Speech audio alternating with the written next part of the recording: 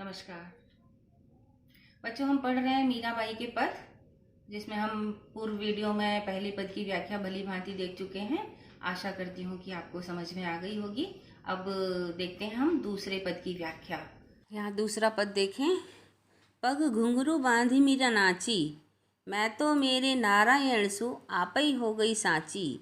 लोग कहे मीरा भई बावरी, न्यात कहे कुल नासी। बिस्का प्याला राणा भेजा, पीवत मीरा हासी। मीरा के प्रभु गिरधर नागर, सहज मिले अविनाशी। हाँ, कुछ कठिन शब्दों के अर्थ देख लीजिए। पग पैर, नारायण ईश्वर, श्री कृष्ण, आपहि अपने ही आप यानी बिना प्रयास, सांची सच्ची, भई हो गई, बावरी पागल, न्यात कुटुंब के लोग, कुलनासी कुल का नाश करने वाली, विश्व भेज्या भेजा, पीवत पीती हुई, हासी हंस दी, नागर चतुर, सहज स्वाभाविक रूप से, अनायास, अविनाशी जिसका विनाश ना हो। इस काव्यांश में मीरा ने प्रभु श्री कृष्ण की भक्ति में पूरी तरह लीन होने के भाव की अभिव्यक्ति की है। इसमें वो पूरी तरह से श्री कृष्ण की भक्ति में डूब गई हैं।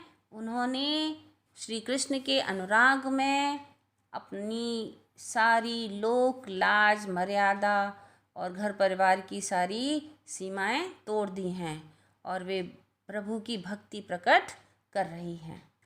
वे कहती हैं कि वह पूरी तरह से श्री कृष्ण के रंग में रंगी हुई हैं और भक्ति में लीन होकर उन्होंने अपने पैरों में घुंघरू बांध लिए हैं। मीरा कहती हैं, पग घुंघरू बांध मीरा नाची, कि हे प्रभु तुम्हारी यह दासी अपने पैरों में पग घुंघरू अपने पैरों में घुंघरू बांधकर आपके प्रेम में नाच उठी है। आगे वो कहती है, मैं तो मेरे नारायण सु आपई हो गई साची, कि अब सारी दुनिया इस प्रेम के खुले दृश्य को देख ले और सुन ले। यह तो सच है कि मैं अपने प्रभु की स्वयं ही दासी बन गई हूँ और अब सारी दुनिया इस प्रेम की दीवानी हो गई हूँ, यह देख ले। अर्थात मैंने अपनी इच्छा से श्री कृष्ण की दीवानी हुई हूँ।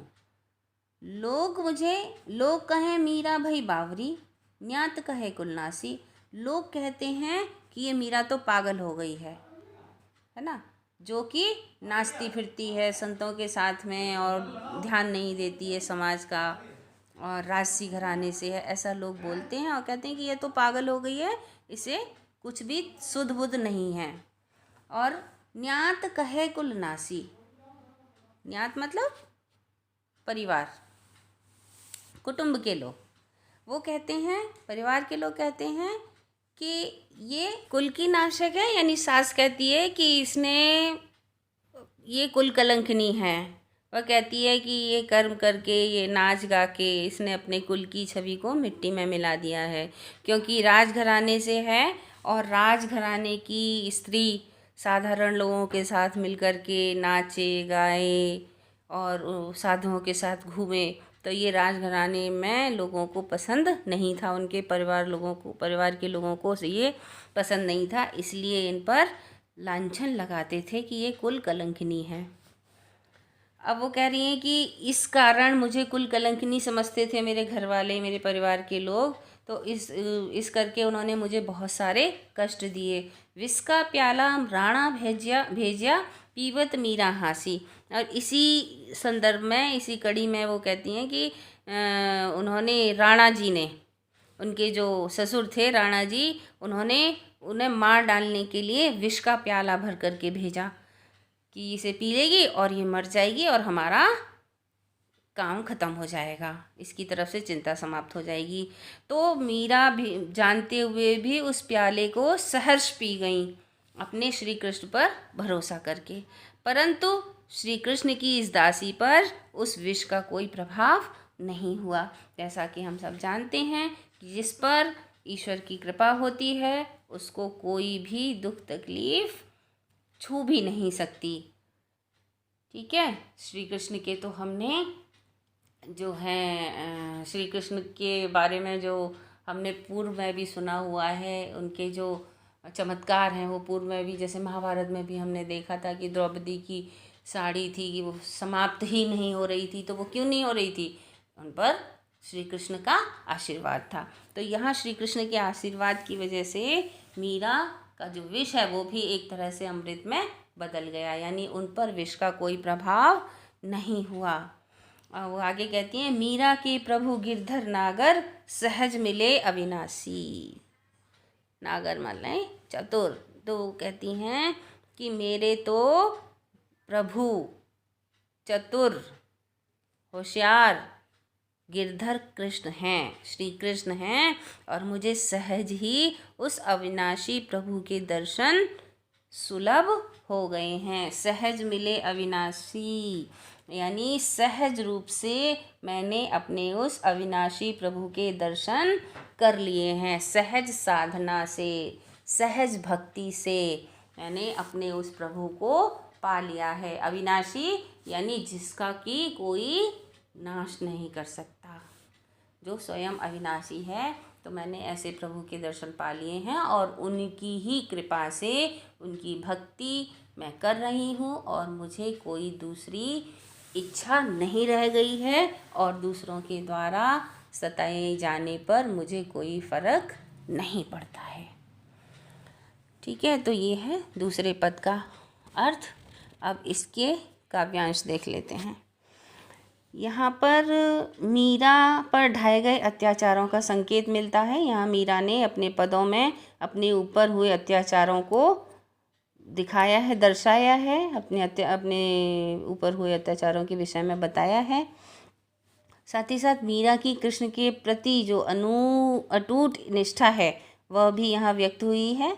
और इसे पढ़कर मंदिर में तन्मय होकर नाचती हुई मीरा का चित्र आँखों के सामने सजीव हो उठता है। जब हम ये पद पढ़ते हैं तो हमें लगता है कि जैसे हमारी आँखों के सामने मंदिर है और वहाँ पर मीरा पैरों में घुंघरू बांधकर कृष्ण की भक्ति में तन्मय होकर के नाच रही हैं।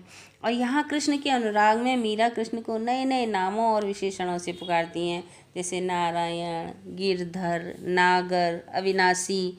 उनको अलग अलग विशेषणों से पुकारती हैं। अनुप्रास की छटा है, कहे कुलनासी प्रभु गिरधर नागर, और गुण माधुर्य है, भक्ति रस की अभिव्यक्ति हुई है, और भाषा ब्रज भाषा मिश्रित राजस्थानी भाषा है। तो ये पद आपको भली भांति समझ में आ गया होगा। अब देखते हैं इसके कुछ प्रश्न। अब पाठ का पहला प्रश्न हम देखते हैं। मीरा कृष्ण की उपासना किस रूप में करती हैं? वह रूप कैसा है?